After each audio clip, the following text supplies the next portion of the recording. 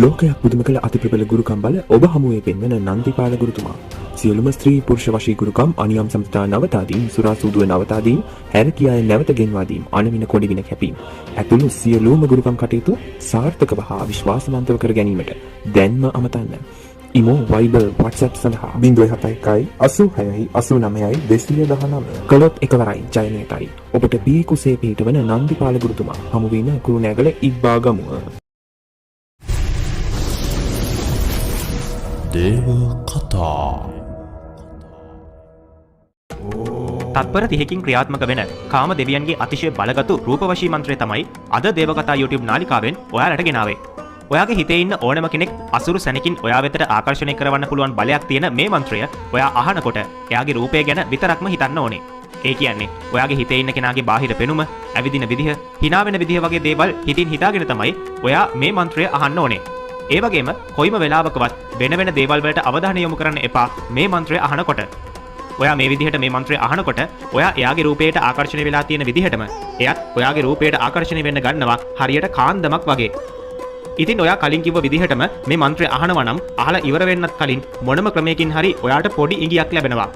ඒ වගේම ඔයාට මේ මොහොතේම යම්කිසි ඉඟියක් ලැබුණත් උපරිම ප්‍රතිඵල ලබා ගැනීමට අනිවාර්යයෙන්ම දින 21ක් සම්පූර්ණ වෙනතුරු සෑම දිනකම පහසු වේලාවක මන්ත්‍රයට සවන් දෙන්න.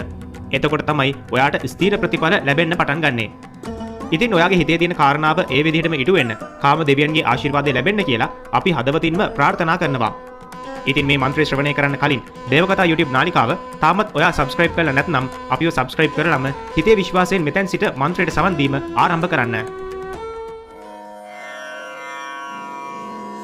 ह्रीं कामदेवाय सम्मोहन प्रियाय वश्येत् कामं करोति पुष्पभानस्य अङ्गोपाङ्गं रूपकान्ति समृद्धिं वश्य भवेत् सर्वाकर्षण परं लिखेत् द्रां द्रीं क्लीं स्वाहा. ह्रीं कामदेवाय सम्मोहन प्रियाय वश्येत् कामं करोति पुष्पभानस्य अङ्गोपाङ्गं रूपकान्ति समृद्धिं वश्य भवेत् सर्वाकर्षण परं लिखेत् द्रां द्रीं क्लीं स्वाहा. ह्रीं कामदेवाय सम्मोहन प्रियाय वश्येत् कामं करोति पुष्पभानस्य अङ्गोपाङ्गं रूपकान्ति समृद्धिं वश्य भवेत् सर्वाकर्षण परं लिखेत् द्रां द्रीं क्लीं स्वाहा. ह्रीं कामदेवाय सम्मोहन प्रियाय वश्येत् कामं करोति पुष्पभानस्य अङ्गोपाङ्गं रूपकान्ति समृद्धिं वश्य भवेत् सर्वाकर्षण परं लिखेत् द्रां द्रीं क्लीं स्वाहा. ह्रीं कामदेवाय सम्मोहन प्रियाय वश्येत् कामं करोति पुष्पभानस्य अङ्गोपाङ्गं रूपकान्ति समृद्धिं वश्य भवेत् सर्वाकर्षण परं लिखेत् द्रां द्रीं क्लीं स्वाहा. ह्रीं कामदेवाय सम्मोहन प्रियाय वश्येत् कामं करोति पुष्पभानस्य अङ्गोपाङ्गं रूपकान्ति समृद्धिं वश्य भवेत् सर्वाकर्षण परं लिखेत् द्रां द्रीं क्लीं स्वाहा. ह्रीं कामदेवाय सम्मोहन प्रियाय वश्येत् कामं करोति पुष्पभानस्य अङ्गोपाङ्गं रूपकान्ति समृद्धिं वश्य भवेत् सर्वाकर्षण परं लिखेत् द्रां द्रीं क्लीं स्वाहा. ह्रीं कामदेवाय सम्मोहन प्रियाय वश्येत् कामं करोति पुष्पभानस्य अङ्गोपाङ्गं रूपकान्ति समृद्धिं वश्य भवेत् सर्वाकर्षण परं लिखेत् द्रां द्रीं क्लीं स्वाहा. ह्रीं कामदेवाय सम्मोहन प्रियाय वश्येत् कामं करोति पुष्पभानस्य अङ्गोपाङ्गं रूपकान्ति समृद्धिं वश्य भवेत् सर्वाकर्षण परं लिखेत् द्रां द्रीं क्लीं स्वाहा. ह्रीं कामदेवाय सम्मोहन प्रियाय वश्येत् कामं करोति पुष्पभानस्य अङ्गोपाङ्गं रूपकान्ति समृद्धिं वश्य भवेत् सर्वाकर्षण परं लिखेत् द्रां द्रीं क्लीं स्वाहा. ह्रीं कामदेवाय सम्मोहनप्रियाय वश्येत् कामं करोति पुष्पभानस्य अङ्गोपाङ्गं रूपकान्ति समृद्धिं वश्य भवेत् सर्वाकर्षण परं लिखेत् द्रां द्रीं क्लीं स्वाहा ह्रीं कामदेवाय सम्मोहनप्रियाय वश्येत् कामं करोति पुष्पभानस्य अङ्गोपाङ्गं रूपकान्ति समृद्धिं वश्य भवेत् सर्वाकर्षण परं लिखेत् द्रां द्रीं क्लीं स्वाहा ह्रीं कामदेवाय सम्मोहनप्रियाय वश्येत् कामं करोति पुष्पभानस्य अङ्गोपाङ्गं रूपकान्ति समृद्धिं वश्य भवेत् सर्वाकर्षण परं लिखेत् द्रां द्रीं क्लीं स्वाहा ह्रीं कामदेवाय सम्मोहनप्रियाय वश्येत् कामं करोति पुष्पभानस्य अङ्गोपाङ्गं रूपकान्ति समृद्धिं वश्य भवेत् सर्वाकर्षण परं लिखेत् द्रां द्रीं क्लीं स्वाहा ह्रीं कामदेवाय सम्मोहनप्रियाय वश्येत् कामं करोति पुष्पभानस्य अङ्गोपाङ्गं रूपकान्ति समृद्धिं वश्य भवेत् सर्वाकर्षण परं लिखेत् द्रां द्रीं क्लीं स्वाहा ह्रीं कामदेवाय सम्मोहनप्रियाय वश्येत् कामं करोति पुष्पभानस्य अङ्गोपाङ्गं रूपकान्ति समृद्धिं वश्य भवेत् सर्वाकर्षण परं लिखेत् द्रां द्रीं क्लीं स्वाहा ह्रीं कामदेवाय सम्मोहनप्रियाय वश्येत् कामं करोति पुष्पभानस्य अङ्गोपाङ्गं रूपकान्ति समृद्धिं वश्य भवेत् सर्वाकर्षण परं लिखेत् द्रां द्रीं क्लीं स्वाहा ह्रीं कामदेवाय सम्मोहनप्रियाय वश्येत् कामं करोति पुष्पभानस्य अङ्गोपाङ्गं रूपकान्ति समृद्धिं वश्य भवेत् सर्वाकर्षण परं लिखेत् द्रां द्रीं क्लीं स्वाहा ह्रीं कामदेवाय सम्मोहनप्रियाय वश्येत् कामं करोति पुष्पभानस्य अङ्गोपाङ्गं रूपकान्ति समृद्धिं वश्य भवेत् सर्वाकर्षण परं लिखेत् द्रां द्रीं क्लीं स्वाहा ह्रीं कामदेवाय सम्मोहनप्रियाय वश्येत् कामं करोति पुष्पभानस्य अङ्गोपाङ्गं रूपकान्ति समृद्धिं वश्य भवेत् सर्वाकर्षण परं लिखेत् द्रां द्रीं क्लीं स्वाहा ह्रीं कामदेवाय सम्मोहनप्रियाय वश्येत् कामं करोति पुष्पभानस्य अङ्गोपाङ्गं रूपकान्ति समृद्धिं वश्य भवेत् सर्वाकर्षण परं लिखेत् द्रां द्रीं क्लीं स्वाहा ह्रीं कामदेवाय सम्मोहनप्रियाय वश्येत् कामं करोति पुष्पभानस्य अङ्गोपाङ्गं रूपकान्ति समृद्धिं वश्य भवेत् सर्वाकर्षण परं लिखेत् द्रां द्रीं क्लीं स्वाहा ह्रीं कामदेवाय सम्मोहनप्रियाय वश्येत् कामं करोति पुष्पभानस्य अङ्गोपाङ्गं रूपकान्ति समृद्धिं वश्य भवेत् सर्वाकर्षण परं लिखेत् द्रां द्रीं क्लीं स्वाहा ह्रीं कामदेवाय सम्मोहनप्रियाय वश्येत् कामं करोति पुष्पभानस्य अङ्गोपाङ्गं रूपकान्ति समृद्धिं वश्य भवेत् सर्वाकर्षण परं लिखेत् द्रां द्रीं क्लीं स्वाहा ह्रीं कामदेवाय सम्मोहनप्रियाय वश्येत् कामं करोति पुष्पभानस्य अङ्गोपाङ्गं रूपकान्ति समृद्धिं वश्य भवेत् सर्वाकर्षण परं लिखेत् द्रां द्रीं क्लीं स्वाहा ह्रीं कामदेवाय सम्मोहनप्रियाय वश्येत् कामं करोति पुष्पभानस्य अङ्गोपाङ्गं रूपकान्ति समृद्धिं वश्य भवेत् सर्वाकर्षण परं लिखेत् द्रां द्रीं क्लीं स्वाहा ह्रीं कामदेवाय सम्मोहनप्रियाय वश्येत् कामं करोति पुष्पभानस्य अङ्गोपाङ्गं रूपकान्ति समृद्धिं वश्य भवेत् सर्वाकर्षण परं लिखेत् द्रां द्रीं क्लीं स्वाहा ह्रीं कामदेवाय सम्मोहनप्रियाय वश्येत् कामं करोति पुष्पभानस्य अङ्गोपाङ्गं रूपकान्ति समृद्धिं वश्य भवेत् सर्वाकर्षण परं लिखेत् द्रां द्रीं क्लीं स्वाहा ह्रीं कामदेवाय सम्मोहनप्रियाय वश्येत् कामं करोति पुष्पभानस्य अङ्गोपाङ्गं रूपकान्ति समृद्धिं वश्य भवेत् सर्वाकर्षण परं लिखेत् द्रां द्रीं क्लीं स्वाहा ह्रीं कामदेवाय सम्मोहनप्रियाय वश्येत् कामं करोति पुष्पभानस्य अङ्गोपाङ्गं रूपकान्ति समृद्धिं वश्य भवेत् सर्वाकर्षण परं लिखेत् द्रां द्रीं क्लीं स्वाहा ह्रीं कामदेवाय सम्मोहनप्रियाय वश्येत् कामं करोति पुष्पभानस्य अङ्गोपाङ्गं रूपकान्ति समृद्धिं वश्य भवेत् सर्वाकर्षण परं लिखेत् द्रां द्रीं क्लीं स्वाहा ह्रीं कामदेवाय सम्मोहनप्रियाय वश्येत् कामं करोति पुष्पभानस्य अङ्गोपाङ्गं रूपकान्ति समृद्धिं वश्य भवेत् सर्वाकर्षण परं लिखेत् द्रां द्रीं क्लीं स्वाहा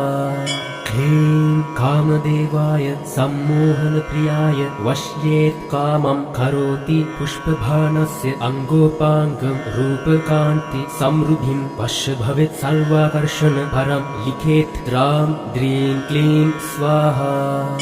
ह्रीं कामदेवाय सम्मोहनप्रियाय वश्येत् कामं करोति पुष्पभानस्य अङ्गोपाङ्गं रूपकान्ति समृद्धिं वश्य भवेत् सर्वाकर्षण परं लिखेत् द्रां द्रीं क्लीं स्वाहा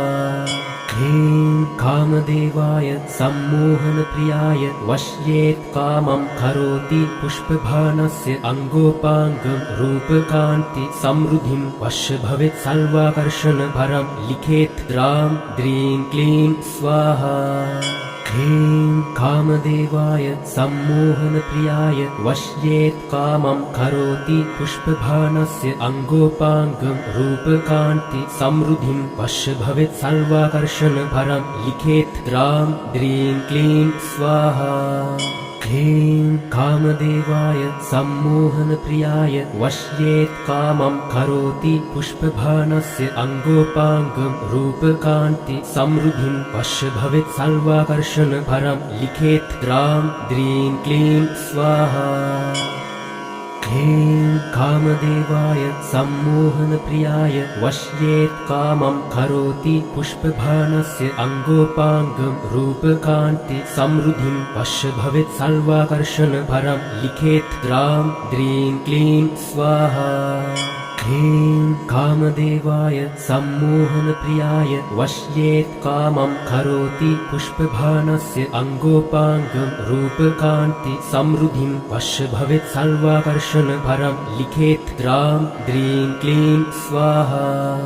ह्रीं कामदेवाय सम्मोहनप्रियाय वश्येत् कामं करोति पुष्पभानस्य अङ्गोपाङ्गं रूपकान्ति समृद्धिं वश्य भवेत् सर्वाकर्षण परं लिखेत् द्रां द्रीं क्लीं स्वाहा ह्रीं कामदेवाय सम्मोहनप्रियाय वश्येत् कामं करोति पुष्पभानस्य अङ्गोपाङ्गं रूपकान्ति समृद्धिं वश्य भवेत् सर्वाकर्षण परं लिखेत् द्रां द्रीं क्लीं स्वाहा ह्रीं कामदेवाय सम्मोहनप्रियाय वश्येत् कामं करोति पुष्पभानस्य अङ्गोपाङ्गं रूपकान्ति समृद्धिं वश्य भवेत् सर्वाकर्षण परं लिखेत् द्रां द्रीं क्लीं स्वाहा ह्रीं कामदेवाय सम्मोहनप्रियाय वश्येत् कामं करोति पुष्पभानस्य अङ्गोपाङ्गं रूपकान्ति समृद्धिं वश्य भवेत् सर्वाकर्षण परं लिखेत् द्रां द्रीं क्लीं स्वाहा ह्रीं कामदेवाय सम्मोहनप्रियाय वश्येत् कामं करोति पुष्पभानस्य अङ्गोपाङ्गं रूपकान्ति समृद्धिं वश्य भवेत् सर्वाकर्षण परं लिखेत् द्रां द्रीं क्लीं स्वाहा ह्रीं कामदेवाय सम्मोहनप्रियाय वश्येत् कामं करोति पुष्पबाणस्य अङ्गोपाङ्गं रूपकान्ति समृद्धिं वश्य भवेत् सर्वाकर्षणपरं लिखेत् द्रां द्रीं क्लीं स्वाहा ह्रीं कामदेवाय सम्मोहनप्रियाय वश्येत् कामं करोति पुष्पबाणस्य अङ्गोपाङ्गं रूपकान्ति समृद्धिं वश्य भवेत् सर्वाकर्षणपरं लिखेत् द्रां द्रीं क्लीं स्वाहा ह्रीं कामदेवाय सम्मोहनप्रियाय वश्येत् कामं करोति पुष्पबाणस्य अङ्गोपाङ्गं रूपकान्ति समृद्धिं वश्य भवेत् सर्वाकर्षणपरं लिखेत् द्रां द्रीं क्लीं स्वाहा ह्रीं कामदेवाय सम्मोहनप्रियाय वश्येत् कामं करोति पुष्पबाणस्य अङ्गोपाङ्गं रूपकान्ति समृद्धिं वश्य भवेत् सर्वाकर्षणपरं लिखेत् द्रां द्रीं क्लीं स्वाहा ह्रीं कामदेवाय सम्मोहनप्रियाय वश्येत् कामं करोति पुष्पबाणस्य अङ्गोपाङ्गं रूपकान्ति समृद्धिं वश्य भवेत् सर्वाकर्षणपरं लिखेत् द्रां द्रीं क्लीं स्वाहा ह्रीं कामदेवाय सम्मोहनप्रियाय वश्येत् कामं करोति पुष्पबाणस्य अङ्गोपाङ्गं रूपकान्ति समृद्धिं वश्य भवेत् सर्वाकर्षणपरं लिखेत् द्रां द्रीं क्लीं स्वाहा ह्रीं कामदेवाय सम्मोहनप्रियाय वश्येत् कामं करोति पुष्पबाणस्य अङ्गोपाङ्गं रूपकान्ति समृद्धिं वश्य भवेत् सर्वाकर्षणपरं लिखेत् द्रां द्रीं क्लीं स्वाहा ह्रीं कामदेवाय सम्मोहनप्रियाय वश्येत् कामं करोति पुष्पबाणस्य अङ्गोपाङ्गं रूपकान्ति समृद्धिं वश्य भवेत् सर्वाकर्षणपरं लिखेत् द्रां द्रीं क्लीं स्वाहा ह्रीं कामदेवाय सम्मोहनप्रियाय वश्येत् कामं करोति पुष्पबाणस्य अङ्गोपाङ्गं रूपकान्ति समृद्धिं वश्य भवेत् सर्वाकर्षणपरं लिखेत् द्रां द्रीं क्लीं स्वाहा ह्रीं कामदेवाय सम्मोहनप्रियाय वश्येत् कामं करोति पुष्पबाणस्य अङ्गोपाङ्गं रूपकान्ति समृद्धिं वश्य भवेत् सर्वाकर्षणपरं लिखेत् द्रां द्रीं क्लीं स्वाहा ह्रीं कामदेवाय सम्मोहनप्रियाय वश्येत् कामं करोति पुष्पबाणस्य अङ्गोपाङ्गं रूपकान्ति समृद्धिं वश्य भवेत् सर्वाकर्षणपरं लिखेत् द्रां द्रीं क्लीं स्वाहा ह्रीं कामदेवाय सम्मोहनप्रियाय वश्येत् कामं करोति पुष्पबाणस्य अङ्गोपाङ्गं रूपकान्ति समृद्धिं वश्य भवेत् सर्वाकर्षणपरं लिखेत् द्रां द्रीं क्लीं स्वाहा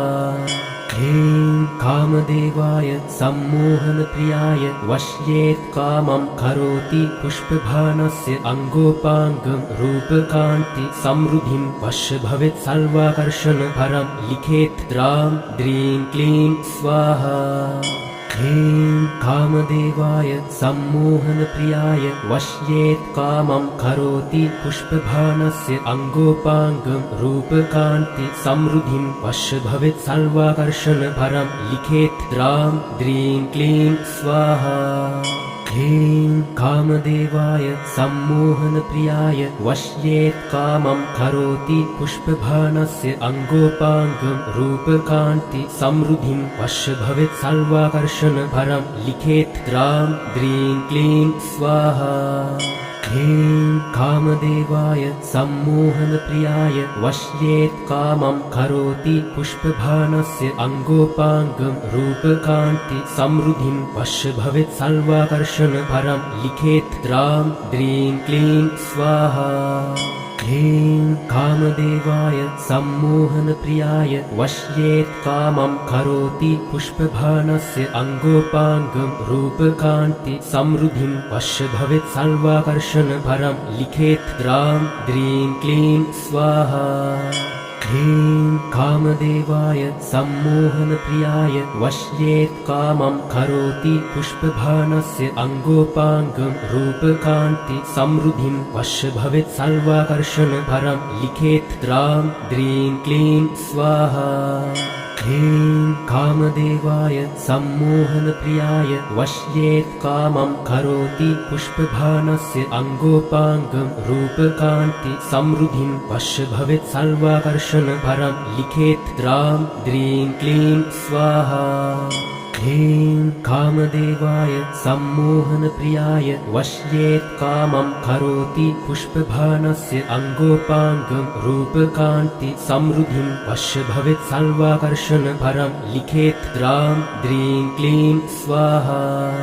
ह्रीं कामदेवाय सम्मोहनप्रियाय वश्येत् कामं करोति पुष्पभानस्य अङ्गोपाङ्गं रूपकान्ति समृद्धिं वश्य भवेत् सर्वाकर्षण परं लिखेत् द्रां द्रीं क्लीं स्वाहा। ह्रीं कामदेवाय सम्मोहनप्रियाय वश्येत् कामं करोति पुष्पभानस्य अङ्गोपाङ्गं रूपकान्ति समृद्धिं वश्य भवेत् सर्वाकर्षण परं लिखेत् द्रां द्रीं क्लीं स्वाहा। ह्रीं कामदेवाय सम्मोहनप्रियाय वश्येत् कामं करोति पुष्पभानस्य अङ्गोपाङ्गं रूपकान्ति समृद्धिं वश्य भवेत् सर्वाकर्षण परं लिखेत् द्रां द्रीं क्लीं स्वाहा। ह्रीं कामदेवाय सम्मोहनप्रियाय वश्येत् कामं करोति पुष्पभानस्य अङ्गोपाङ्गं रूपकान्ति समृद्धिं वश्य भवेत् सर्वाकर्षण परं लिखेत् द्रां द्रीं क्लीं स्वाहा। ह्रीं कामदेवाय सम्मोहनप्रियाय वश्येत् कामं करोति पुष्पभानस्य अङ्गोपाङ्गं रूपकान्ति समृद्धिं वश्य भवेत् सर्वाकर्षण परं लिखेत् द्रां द्रीं क्लीं स्वाहा। ह्रीं कामदेवाय सम्मोहनप्रियाय वश्येत् कामं करोति पुष्पभानस्य अङ्गोपाङ्गं रूपकान्ति समृद्धिं वश्य भवेत् सर्वाकर्षण परं लिखेत् द्रां द्रीं क्लीं स्वाहा। ह्रीं कामदेवाय सम्मोहनप्रियाय वश्येत् कामं करोति पुष्पभानस्य अङ्गोपाङ्गं रूपकान्ति समृद्धिं वश्य भवेत् सर्वाकर्षण परं लिखेत् द्रां द्रीं क्लीं स्वाहा। ह्रीं कामदेवाय सम्मोहनप्रियाय वश्येत् कामं करोति पुष्पभानस्य अङ्गोपाङ्गं रूपकान्ति समृद्धिं वश्य भवेत् सर्वाकर्षण परं लिखेत् द्रां द्रीं क्लीं स्वाहा। ह्रीं कामदेवाय सम्मोहनप्रियाय वश्येत् कामं करोति पुष्पभानस्य अङ्गोपाङ्गं रूपकान्ति समृद्धिं वश्य भवेत् सर्वाकर्षण परं लिखेत् द्रां द्रीं क्लीं स्वाहा। ह्रीं कामदेवाय सम्मोहनप्रियाय वश्येत् कामं करोति पुष्पभानस्य अङ्गोपाङ्गं रूपकान्ति समृद्धिं वश्य भवेत् सर्वाकर्षण परं लिखेत् द्रां द्रीं क्लीं स्वाहा।